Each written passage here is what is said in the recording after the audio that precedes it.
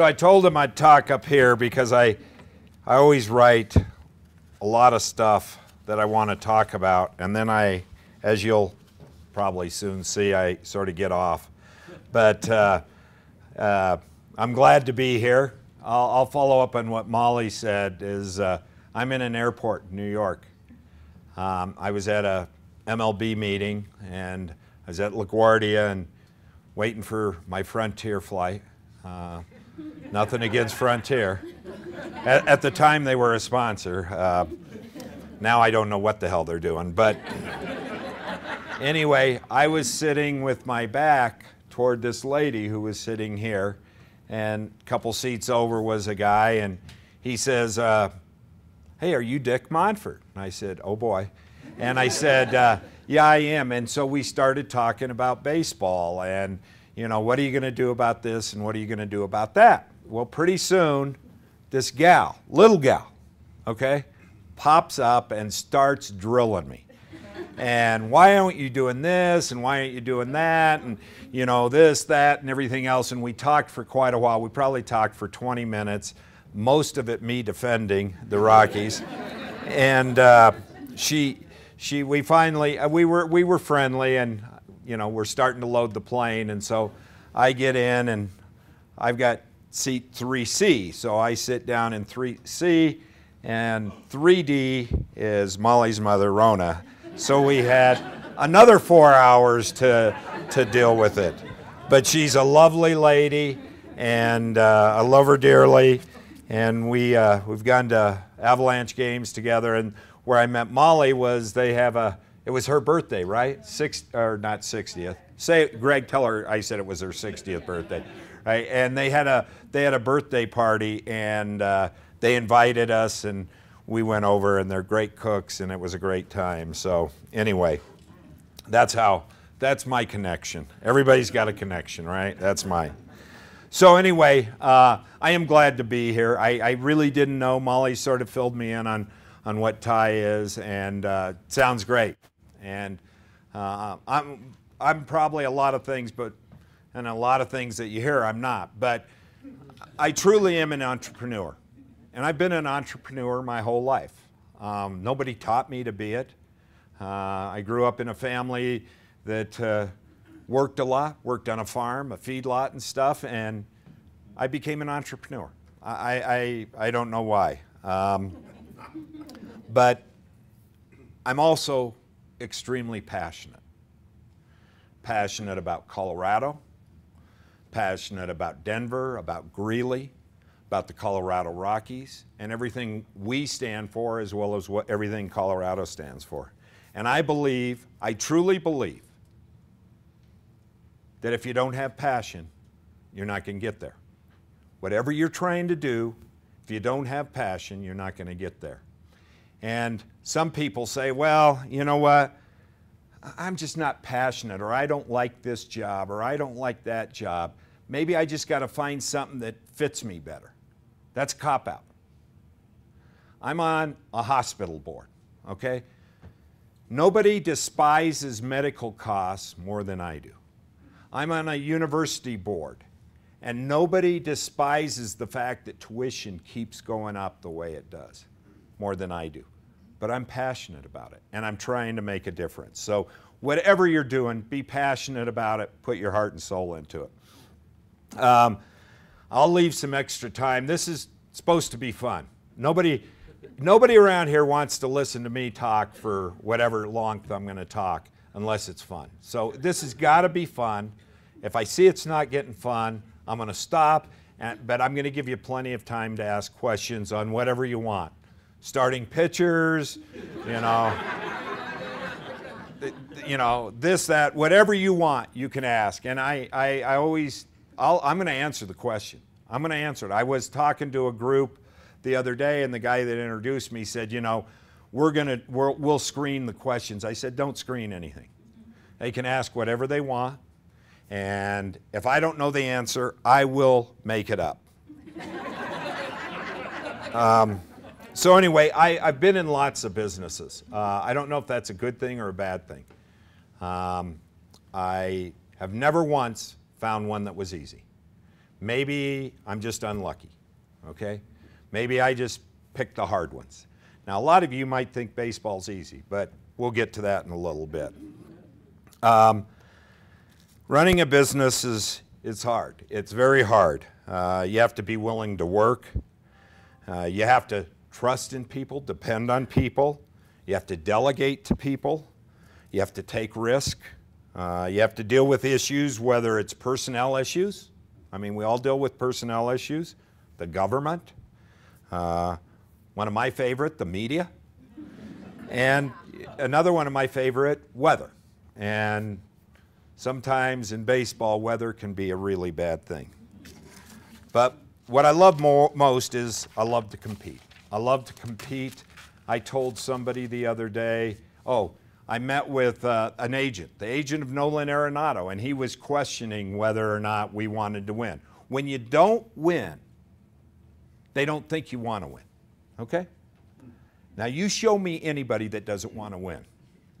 I want to win badly. I said, I want to win at the golf course, I want to win at cards, I want to win at baseball, I want to win every time I do something. I'm dating a gal, and I go to Greeley quite a bit. And I found a new route, okay? Usually took me about an hour, hour and 5 minutes to go to Greeley. Well, I always had this route, but they built a little extra road in, and I can do it in an hour. And it scares the shit out of her. But my goal is to make it in that hour. I want to win. I want to get it done.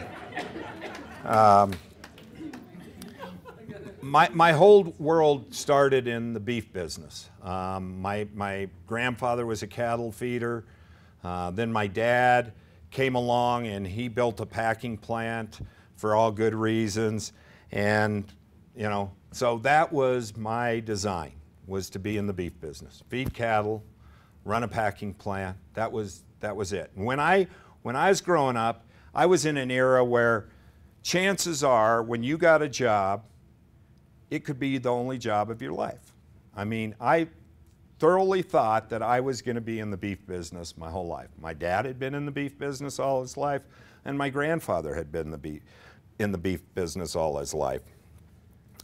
I like business because I love to be innovative. I love to start new things and do new things. After a less than stellar college career at the University of Northern Colorado in Greeley, which at the time I was there, they called it University of No Credit. I was sent up to Boise, Idaho. We had a buying station up there, and I was sent, we had a little issue. We had a guy that was stealing from us, and so my dad sent this 22-year-old guy up to Boise to sort of clean it up. I was then, we were going to have, we felt like we were going to have a strike at our Greeley plant, so my dad had bought a plant in Grand Island, Nebraska. Anybody here from Nebraska? I know where it's at. Okay, anybody from anybody from Nebraska? Okay. Born there? Where? Spencer, Nebraska. I know where Spencer is. Anyway, Grand Island, Nebraska was a great place. Bill Foxley, anybody ever heard of him? He was a big cattle feeder, had an art collection, this and that. He actually moved his corporate office, not to Grand Island, but to Omaha. And the reason he moved it to Nebraska was because he felt people would work longer hours, work Saturdays, and the reason why is because there's not another damn thing to do in Nebraska. So anyway, I loved Grand Island. We had added to the plant, and we did eventually have that strike in Greeley, and we really started a new business out there. And I went there as one of 4 members of the management team, and within 6 months, I was sort of the manager, and I didn't know much about beef packing. But I knew how to work with people, and I knew the job that had to get done, and I was cheap. I was real cheap, and my dad liked that. Back then, there weren't a million books on leadership. This is 1979. So there weren't a million books talking about how to be a great leader. There weren't these fancy titles like CEO and EVP and CFO. We use names like manager, controller, supervisor. We had an open door policy. And the reason we had an open door policy is because we had no doors. And the other funny thing is we all got paid about the same. I mean, there wasn't one guy making $1 million and one guy making 40,000. We all made about 20. My dad was cheap. But we had a great group. We were young, and back then our company was really nearly bankrupt. In fact, my dad would later say in life that if he knew how easy it was to file bankruptcy, he would have done it.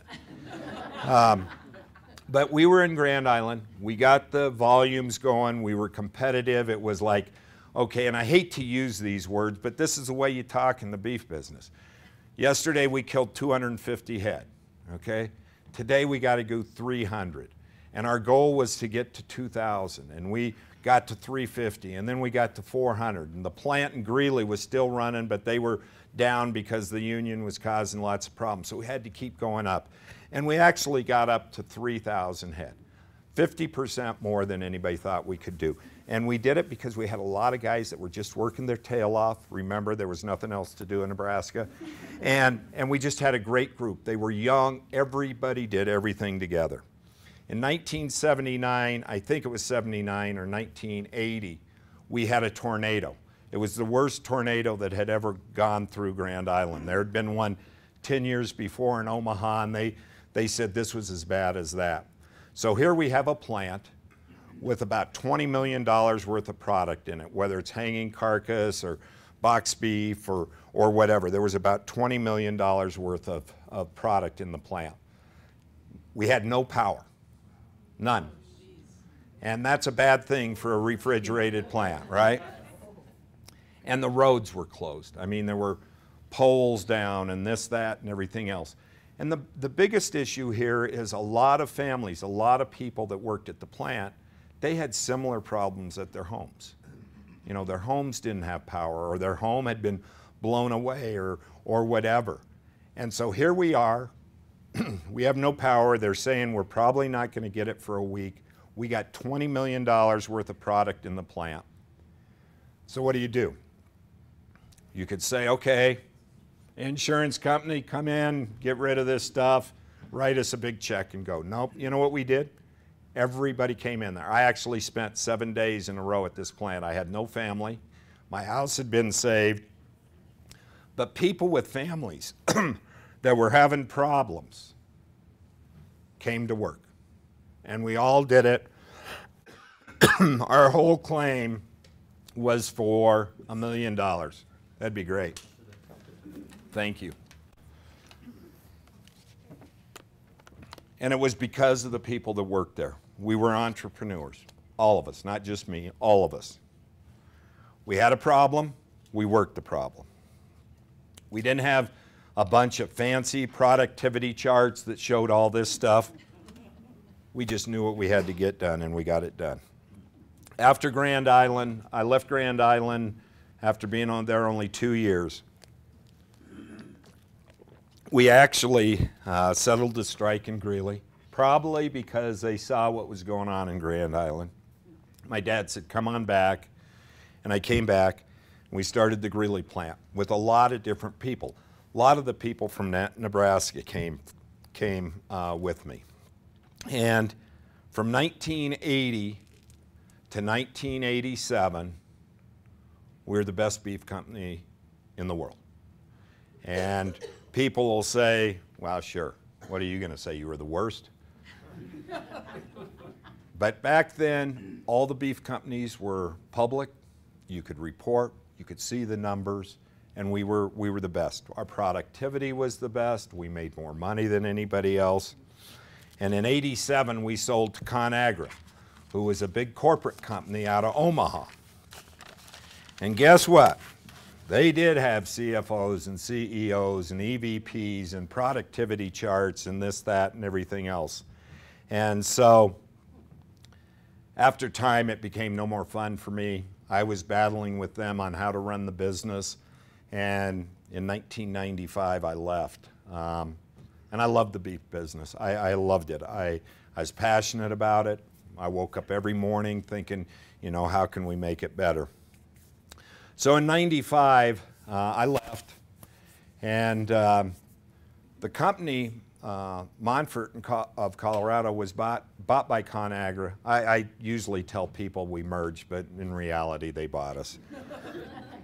But I got, so for the stock that I had in the company, I got ConAgra stock.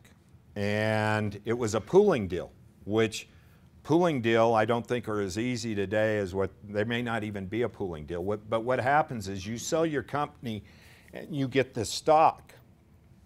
And your basis stays with this stock, so you don't have to pay any taxes at the time. When you sell the stock, you have to pay it as if it didn't cost you anything. But at least you could hold on to it, and ConAgra did well. And I learned that the stock, that you could margin this stock. That meant you could go to a bank and give them this stock, and they would give you 70% of it and lend it to you at very cheap rates. So I bought a hotel. Probably the dumbest thing I've ever done in my life. But it was a great hotel. I loved the hotel. It was a small boutique hotel, and it wasn't doing well. Its occupancy was under 50%. The rates weren't very good. It was beautiful. It had already gone through 2 bankruptcies, and so I went into bankruptcy court, put an offer in, and ended up with the hotel. And built a great hotel. I mean, it was a, we cleaned things up. We got the occupancy up to 60%. It was making some money. And people told me, you know what? This 340 room hotel, if it was 500 rooms, can you imagine what this would do? And I thought, boy, isn't that something? You know, just interpolate the numbers. So they talked me into it. Not only the extra rooms, but a bigger ballroom, a spa. You know, I spent a lot of money. Well, I was about ready to spend a lot of money. So I decide things are going good. The hotel's going good. It's cash flowing. Everything's going all right. So I am talking with Hyatt, and I said, because it's a Hyatt hotel, I said, why don't you guys come in and invest in this deal since you want a bigger hotel and you're getting a management fee off it? And they said, sure, yeah, we're in. So they were going to give me, the project was going to be $60 million. They said, we'll come in for 13. I said, okay, great. Then the bank I'd been with, Citi, said, yeah, whatever else, you put some equity in, the Hyatt, we'll lend you the rest of the money. So I'm talking to them and I'm negotiating, and I'm a tough negotiator now because everything's going good. I'm beating them up on rate and beating them up on percentage and all this stuff, feeling good about it. Well, in the meantime, I have already taken some money out, and I have torn the shit out of the place. There is holes, there's new pipes, there was some tennis courts that were torn out. It looks like a war zone out there, okay? And I'm actually there one day, and it looked like hell, and we don't have anybody there because nobody would be there. And so, but anyway, we got all these plans, right? And I got the partners, right? September 11th, 2001 is when all this stuff was going on. And of course, on September 12th, Hyatt said, we have no interest in the hotel. And on September 13th, Citibank said, we have no interest in the hotel. And here I am, I've sunk about $8 million into something I don't have the money to finish, and I couldn't quit. But we worked the problem. We figured it out. We kept moving. I kept finding ways to come up with a little money to do this and a little money to do this. We kept moving, and as time wore out, we got the deal done. But time after that was not good because people weren't traveling, people didn't want to get on airlines. And then I actually, 2008, 9, 10, had to go through the financial crisis. So it has been a labor of love, but it has been a challenge. But through it all, I had great people there. And even though they were Hyatt people, they loved my work ethic. They loved the fact that I would get in there, work with them, and do whatever. And we had a great team, and we got it done. Most of you know me from the Colorado Rockies. Some of you may even hate me. But I promise you one thing, I'm not dumb, and the Rockies are a truly great organization. I got involved in 1997. I really didn't have an appetite to own a baseball team. I loved baseball. But it wasn't something that I was dying to do. Quick history on the Colorado Rockies in 1990, 89, 90, 91, somewhere in there. Denver sold itself to get a franchise.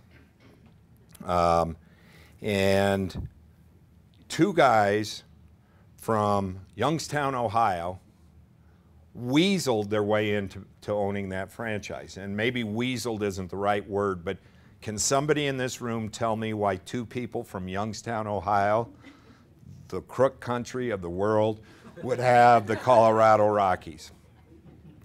So anyway, before the club even got started, they were indicted and put in prison.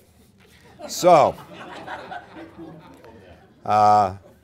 with that happening, some of the people that had invested in a limited partner share, Jerry McMorris, Warren Benton, and my brother Charlie, became the general partners.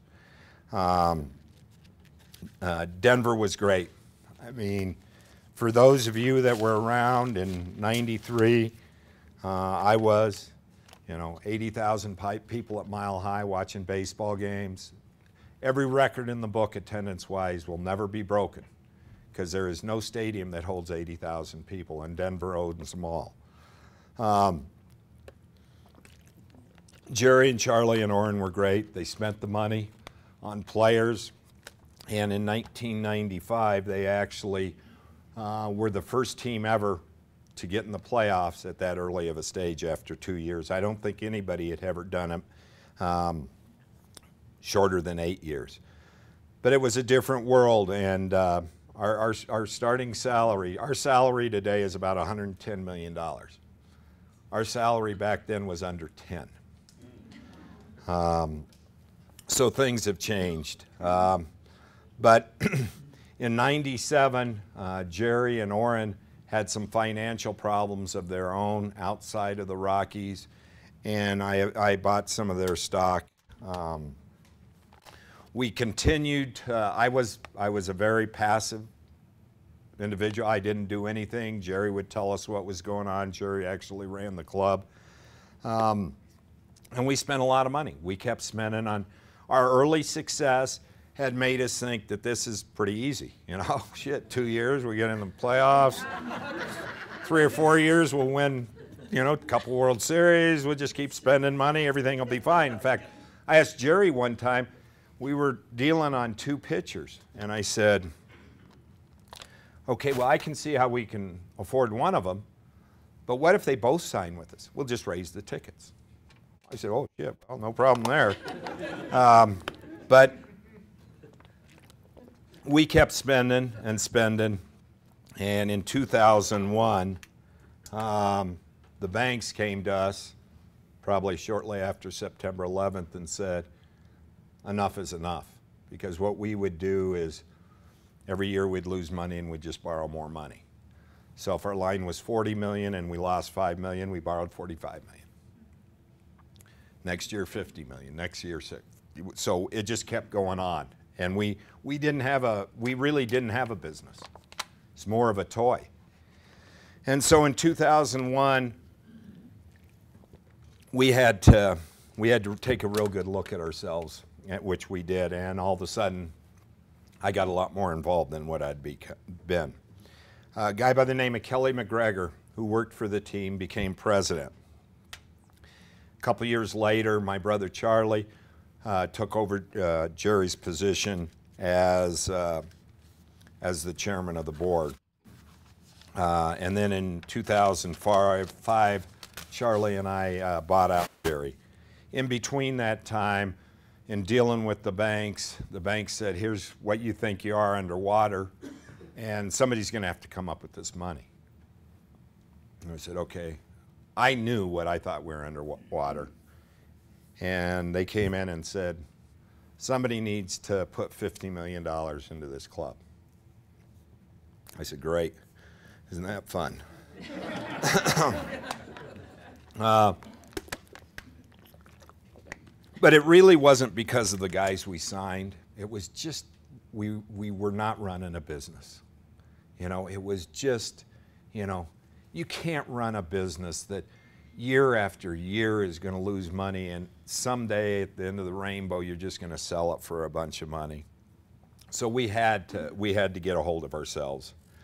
We were losing games, we're losing money.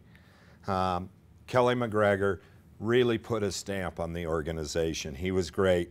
He was a leader. He read those books, and he was quite honestly probably my best friend. And he led us out of the crisis. We cut payroll. We lost a few more games. We were criticized. But through all of this, through all that we went through, we got good. Through all the bad, we got good. We balanced our revenue and expenses. We focused on drafting and developing. In fact, we invented drafting and developing. Everybody now says, oh, we're a draft and develop team. Well, if you go back, if you Google and go back to the first person that said draft and develop, it would be the Colorado Rockies. It'd probably be Kelly McGregor. During that time, we started getting some young kids. And in 2007, nobody saw it coming. We didn't even see it coming. We knew we had great young kids, and we knew we had a great culture. And from June on, everybody knows about the September run, 21 of 22 or whatever it was, but really the run started in June. We were way below 500. I remember talking to Kelly one day, and in the Denver Post, there was an article by Kisla or Page or one of those brilliant guys about they had started a website that the Monforts must sell. The Monforts must sell. And it talked about how crappy the organization was, how crappy the team was. And I told Kelly, I want you to take that article. We were in LA. And I said, I want you to put it up in the clubhouse. Because they're talking about us. They're talking about Charlie and Dick, right? But they're insinuating that the team we have on the field sucks. And every one of those players should know that they're the ones that they're writing about. That if this organization's no good, it's because the guys in the field aren't winning. And from June on, actually, I'm not sure it was from that day on, but it was from some point on, we got really good. Actually, from 07 to 10, we were a great team. We went in 07, had a down year in 8. In 09, we had just a tremendous team, and had Houston Street not given up a couple runs in the 9th, we'd have probably got a chance to go farther there. 10, we had a great team, and at the end of the year, we had some injuries, and we lost 10 games in a row. But before we'd lost those 10 games, we were tied for the lead. In 2010, many of you may know this, Kelly McGregor passed away. It was devastating. It was devastating to me personally, and it was devastating to everybody that worked in that franchise.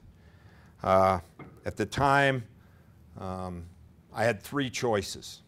I had the choice number 1, Dan O'Dowd, who was a general manager, make him president. Choice 2 was Greg Fiesel, who was running the business. Those were the 2 people that reported to Kelly. Make him the president. Neither one knew anything about the other 2. I mean, they knew the guys, but they didn't know anything about their jobs. And number 3 was bring somebody else in. Now, we all know, or I know, when you bring somebody else in, it is a change of culture. Kelly and I agreed on damn near everything. There was a couple things we never did agree on. But we did agree on our culture. We agreed on trust, we agreed on character, we agreed on loyalty, we agreed on doing things right. We never cheated anybody. We treated our customers with the greatest of care.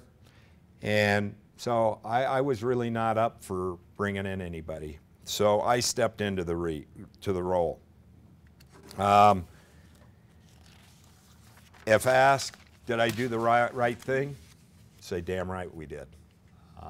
You know, our record hasn't been very good, but the core of that club never lost a beat. And the people that were there when Kelly passed away are still there.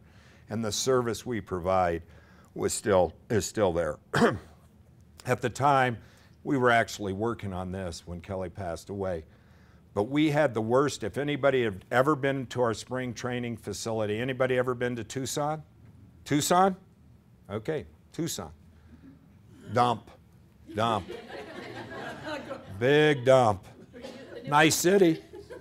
Great city. But the stadium was a dump. It faced the wrong way. The sun came up the wrong way. You know, it was all messed up. Our clubhouse was probably a total of 20,000 square feet for minor and major leagues. We built a new facility in Scottsdale, which is the best. If you want to argue, it's one of the 2 or 3 best. We had an academy in the Dominican where we have 70 kids almost all year round, 16 to 18-year-old kids that play. Our academy, we built a new academy. It's the best. We had a stadium with too many seats. I mean, why wouldn't you build a 50,000 seat stadium when you've got 80,000 coming to your games? But that wore off, unfortunately. So we had a stadium with too many seats, and we've dealt with that. Coors Field is 22 years old. It's the 3rd oldest stadium in the National League. And you wouldn't think it. And that's because of the care we put into the stadium. We don't cut corners, we do the maintenance, and we take care of it. Our ushers care. Our ticket people care. The entire organization cares. Our players care. You know, I hear all the time about baseball players and how they want to be on teams that are winning and this, that, and everything else. There was a guy named Marcos Scudero, played for the Colorado Rockies. Came from Boston. He was a shortstop. We signed him to play second base. He was a great guy. He was an older guy, but a great guy, and he played great for us. He hit a lot of line drives that were caught, and his numbers were really a lot better than what they showed up. Well, we were having a bad year. San Francisco was willing to give us a good player for Marco. We were going to save a couple $1 million of his payroll that was left, and we traded him. So I went down to see him because I liked the guy. He was a great guy. And he grabbed me to the side and said, you know, this is a great organization. You're not too far away, and just keep doing what you're doing. He went to San Francisco, and all those line drives that he was hitting at our place that were getting caught started dropping. And he was so good that they won the World Series, and he got the MVP. And he got a 3 times $6 or 3 times $8 million contract. Now, if we'd not traded him, he'd have been a free agent. He might have signed with somebody else. He might have done this. He might have done that. But he won a World Series. He got an MVP and a $20 million contract, let's say.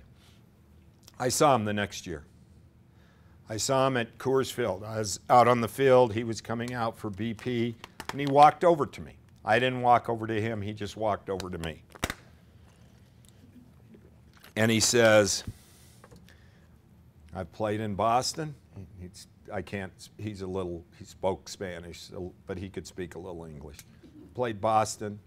I played San Francisco. If you'd have me back, I'd rather play here. And this is a guy that had just won the World Series and MVP. And it's because of the way we treat the players, the way they interact with the fans. At our Fan Fest the other day, we had players talking about how they love to play at Coors Field. Not because the ball flies farther, but because of the fans we have. Baseball is a great game of streaks. I mean, it's streaky business. I mean, it goes, you know, it goes up, it goes down. And Clint Hurdle used to say, baseball will either humble you, you've either been humbled or you're about ready to be humbled. Kansas City lost over 100 games 4 out of 5 years between 2004 and 2009. They lost 100 games. The Rockies have never lost 100 games. They lost it 4 out of 5 years. This year they won the World Series. Pittsburgh didn't have a winning team for 20 years. It's been in the playoffs the last 3. It's a tough game. It's a grind. Unlike football, payrolls range from 50 to 300 million. Local TV deals from 20 to 250 million. It isn't easy, but it's very doable. We will get there, and it's probably sooner than later. On the business side, we have built a tremendous team of leaders. We put the customer first. We understand our limitations, and we understand our headwinds. We work hard. There's nobody that works harder than our group. We're entrepreneurs, all of them. 2 years ago, we were going to play, I believe it might have been Atlanta or the Mets. It happened to both. But the forecast in April was bad. Played a game on Monday. Tuesday it was supposed to snow really bad. Wednesday it was supposed to be all right but cold. And Thursday was going to be a blizzard. And we've all seen that here. So we believed the weatherman. We played the game Monday. We banged the game Tuesday. And then Wednesday morning, with 8 inches of snow literally sitting on the field, about 100 Rocky employees got snow shovels and shoveled the field. And we played 2 games that day. We have great facilities. We take care of our facilities. Today we have a strong balance sheet. On the baseball side, where we're always judged, we have a very great group of athletic players that have character and trust and belief. I never thought I'd run a baseball team. People say, "Are you glad you do?" And honestly, I am glad I do. I love being part of the team. I love to compete. We have a team that believes in each other, and our organization is a bunch of entrepreneurs. There's no secret formula, and nothing ever works out the way you want it to. We get knocked down, we get back up, and we fix it and go battle. At the end of the day, we'll be judged on our record, and you know what? We're fine with that. I started off by saying, you know, I have a passion. I had a passion in the beef business. I had a passion in the hotel business. I have a passion in the baseball business. I want to be the best.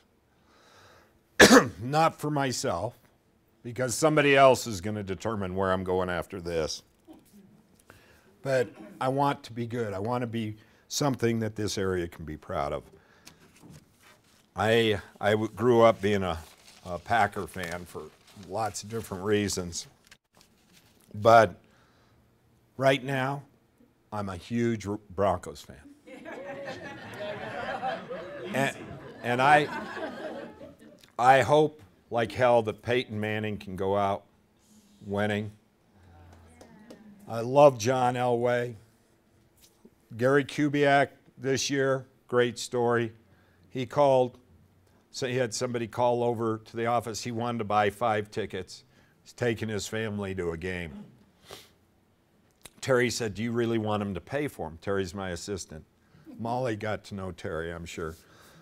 Terry says, "Do you really want him to pay for them? He wants good tickets." I said, "Nah." He said, "Do I have my tickets?" She said, "Yeah." So he came down and sat with me. He didn't sit with me, he sat with his family. And I let him alone, and I watched him, and he was cheering. During the game, he came over and talked to me, and I said, "Listen, anytime you want, give us a call and come out." He came out 2 or 3 times, and he cheered, and he loved the Rockies. So I'm a big Bronco fan. You know, it's going to be a challenge, but it's doable.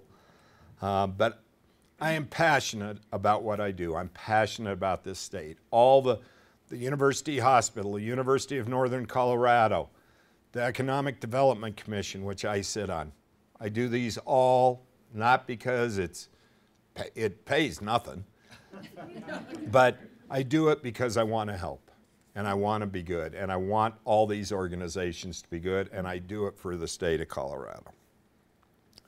So my message to you is be an entrepreneur. Everybody's got them in it. You don't have to read books. You just have to work hard. You got to know what you're doing, and you got to be passionate about what you do. So with that, I'll open it up to any questions, and like I said, I'll answer them all. Boy, that's great. Thanks, Mr. Monfort. My name's Dick, by the way. I have to start by saying that your partnership with the McCormick Tribune Foundation has been really great. You've helped so many nonprofits, and that's where I really learned about you and from the nonprofit group. But I moved down to South America, Uruguay, another great beef country. Right. And they had all these entrepreneurs that were trying to do business in the U.S., and they thought if only they could do business in California, they'd be successful. And I was like, why would you really want to go to California? I said, let's make an effort to come into Colorado because of the relationships. That's what they were after. They didn't want just transactional business. Right. And I think I steered them in the right direction. But I was just curious from your point of view, you know, I worked in a place where Bill Daniels was associated and some other good universities or hospitals here. But what does relationship mean in Colorado? What is special, especially like at your level of building and maintaining those relationships? Well, first of all, you know, California almost dares you to leave the state because my hotel, I don't know that I said it's in California, and whether it's workman's comp or taxes or whatever, it's not very friendly. And I'm not saying Colorado's the friendliest either, but I think working with each other is, you know, buying products from Colorado companies. Dealing with Colorado, we use EKS&H for some of our accounting. I mean, they're a Colorado company or they've got a big presence here. I don't know if they started here or not. I mean, I think it is working with the people that supply you here. And, you know, being able to work with the city or the districts on the stadium, or right now we're trying to do a partnership where right around the stadiums there's about 3 big entryways, and we all have our own security, and we all have our own cleanup, and we all have this deal. Why can't we work together, cheapen our costs, and make it flow, and make the city prettier? So I think it's that, and you know, the McCormick Foundation used to work with 12, 14, 16 clubs. I think they do 2 now, the Rockies and, of course, the Cubs. So, I mean, I think they've been a great partner, and hopefully we've been a good partner to them. At what point in your career, or I guess under what circumstances, did you realize you have to start delegating some of the responsibilities to the other people around you? Where it's just like, hey, there's too much, yeah, you know? Yeah, I was never the greatest delegator. I always figured that, you know, if I knew what needed to be done and I could do it, why not do it? I think it actually, a lot of that came in my later years with the Monfort Beef Company, because I was one of the, ConAgra had 5 offices of the president. I was one of them. So there was a lot of time where I'd have to be on the road in Omaha or somewhere else. And, you know, there weren't really cell phones like we got them today. And so the communication wasn't as good. So I just got the feeling that, you know, if this is going to get done, it's not going to be me sitting there doing it. So these people are good people. They'll get it done. They know how to get it done. And then Kelly McGregor was a great delegator. And when Kelly did pass away and I did take that position, I told the whole crew, and they were relieved that we weren't going to bring somebody else in, but I told them, listen, Kelly knew a lot more about this stuff day to day than I did. So everybody around here is going to have to step it up. And they did. And so I think today I'm a great delegator. If I got something that's in my cry, I'll get it out, but people do the job. And they know what we want, and they know what we stand for. So, but it's hard. Dick, how much disruption has the February 26th and 27th games at Coors Field had on your organization? The hockey games? You know, we actually, for 2 years, we pushed to get that. Now, we were hopeful that it would be before the 26th and 27th of February. Actually, it was supposed to be the week before that, and we were going to do a college game the week after that. And we still are doing the college game, so we had to revert them. I mean, it's the way that works, for those of you that are going that had to buy tickets, that is not my pricing model. I want you to know. They rented the stadium and they take it over and they do all the ticket sales and they do all that. So from that standpoint, it's not bad. Tearing up the field and stuff, you know, we're going to be pressed. If we have bad weather in the month of March, we're going to be hard pressed to get the field back in shape. But our guys say they'll do it and we'll get it done. But, you know, it's actually, we work really hard in the off season, but you know, it's not like playing games and stuff. So this is sort of jazz people up to have something else going on. But it hasn't been that big and it's going to be a beautiful game and day and everything. Good evening, Dick. I work in data analysis, baseball has been the front runner when it comes to analytics driving sports. And you know, with Billy Beane and the Oakland Athletics, it kind of culminated for the sport, I think, in 2004 when the Red Sox finally won the World Series. And now we're seeing it in other sports, like the NBA, where Golden State and Houston are big proponents of it. All of that success kind of said, there still seems to be some hesitance amongst clubs in all the major sports to adopt an analytic-driven approach. What are your opinions on why that might be? Yeah, and I think, you know, the movie I think was a little misleading. I don't think Oakland ever told the scouts we're not going to use what you see. We were, I won't say maybe to the degree of Oakland, doing the same analytics that they were back then. But we were doing analytics. You know, we've always studied. Baseball is all about statistics. That's why it's so great, because everybody can look at statistics a different way. But so we've been looking at statistics for a long time, but we still believe in the eyesight. Now, with these fast cameras and stuff and this StatCast, if you've seen that, and they can tell how far a guy runs and what kind of jump and the backspin on the ball and stuff. There's just so much more information that it's leading to a lot more. Last year, the shift is something that people talk about a lot. And the shift is where, you know, for those of you who are not baseball fans, the third baseman's on third, the shortstop's in between second and third, second baseman's at second, first baseman's over at face. You know, there's these four guys and they're always in the same place, you know, okay. Here we go. Well, statistically, we can prove that this guy hits the ball 85% of the time over there. So we're going to play our guys over there. Now, it was a hard sell to the players because they're not used to it. It gets different throw angles, gets all sorts of stuff. But we use a lot of statistics. I mean, we have a department of people that all they do is drive through statistics and you know, fly balls, ground ball guys, strikes, speed, you know, walks, this and that. So we do have it. Now, basketball has got these speedy cameras too, but it's a lot easier to watch 5 guys on the court than 9 out there in a great big field. And so they're really actually a little bit ahead of us now. And we've dealt with San Antonio and looked at some of the things they're doing. And so, at least in basketball, they're moving ahead of us. Football and this and that, I can't really tell you where they're at on that, but it is a big deal. And everybody, if there's an edge to be had by anybody, they're going to try to grab that edge. I thought you might want to give us kind of a preview or maybe show you some news today about maybe a starting pitcher you're looking at.